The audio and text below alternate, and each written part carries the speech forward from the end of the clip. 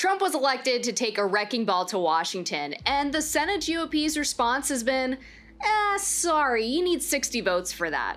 At least that was their polite objection to everything that Trump wants to do.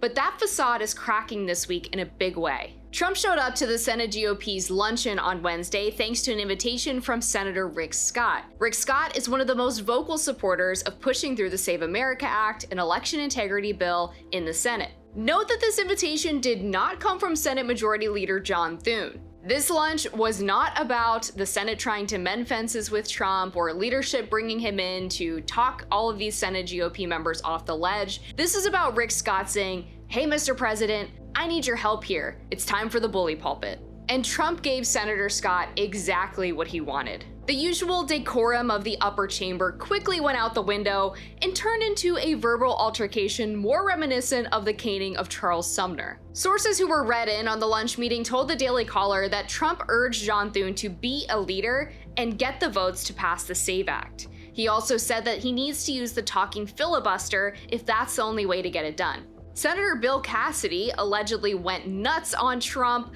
Trump told him to sit down, called him a lunatic, and then chastised Cassidy for trying to refer to the president as his brother. One source even described the scene as a total clusterfuck. This overall Senate meltdown was clearly about more than just policy. This was about mounting frustration on both sides that the Senate continues to treat the undisputed leader of their party as a passing inconvenience. Republicans like to talk a big game, but when they actually get into power, what are they delivering for the American people? Republicans have spent years championing election integrity, talking about voter ID and proof of citizenship and the potential for fraud with mail-in ballots. And the Republican National Committee has been suing states left and right for failing to clean up their voter rolls, and there's even a case right now in front of the Supreme Court that could be decided imminently about whether states can accept mail-in ballots that arrive after Election Day. The point is, this should be an easy layup for Senate Republicans. The GOP has control of the House, the Senate,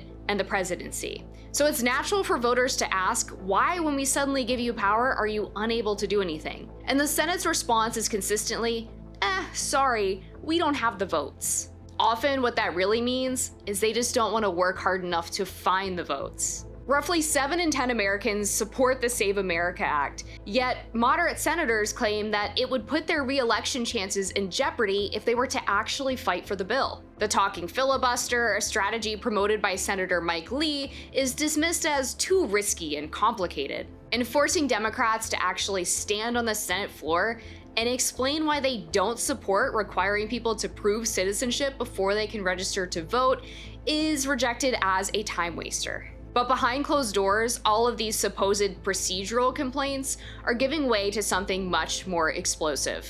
The Daily Caller previously reported that Majority Leader Thune was heard telling the conference that there were some Republican senators who simply hated Trump so much they would never vote for the Save America Act, even if they agreed with the merits of the bill. So is this fight really about strategy or continued anger from the establishment that voters chose Trump to lead the party?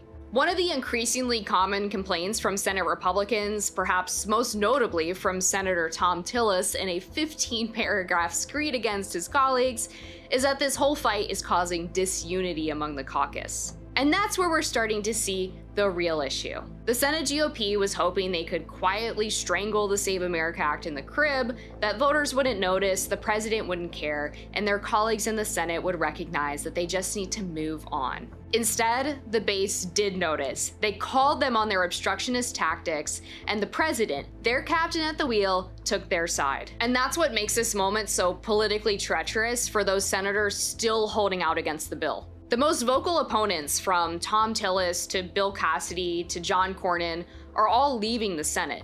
Some retiring, some bowing out because Trump backed successful primary challengers. They can raise a ruckus because they no longer have to answer to voters. But the rest of the senators who may quietly wish the Save America fight would just go away are watching and learning that Trump is not going to take this obstruction lying down. And they do still have elections to win, voters to answer to, and a president who can ruin an entire political career with one Truth Social post.